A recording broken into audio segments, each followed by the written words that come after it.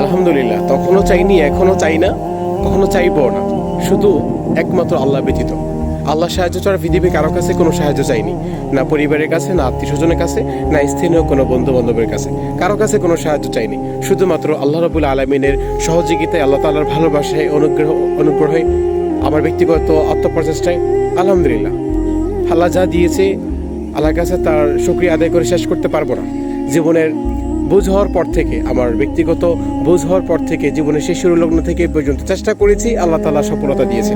যতটুকু দিয়েছে আলহামদুলিল্লাহ, অ্যাটলিস্ট এক কাপ চা খাইতে হলেও পরিবারের দিকে তাকাতে হবে না, ছোটোখাটো ইচ্ছেগুলো পূরণ করার জন্য হলেও আলহামদুলিল্লাহ আমার ব্যক্তিগত জায়গা থেকে আমি সক্ষম আমার ছোট ছোট স্বপ্নগুলো পূরণ করতে। কারো কাছে হাত পাততে হয় না, বা হবেও না। যদি কখনো কারো কাছে আশা করে থাকেন কেউ আমাকে এইটা দিবে, আমাকে ওটা দিবে, আত্মীয় স্বজন দিবে, বাবা মা দিবে, ভাইয়েরা দিবে, তাদের দেওয়ার মাধ্যমে আমি সফল হব, তারপর একটা কিছু করব, বিদেশ দিবে, আমাকে বিদেশ নেবে, অথবা দেশে একটা প্রতিষ্ঠান দিয়ে দিবে, সেখানে গিয়ে একটা কিছু করে তারপর লাইফে একটা কিছু হবে, এই চিন্তা চেতনা নিয়ে যদি থাকেন, তাহলে ভাই আপনি পরিপূর্ণভাবে সফল হতে পারবেন না।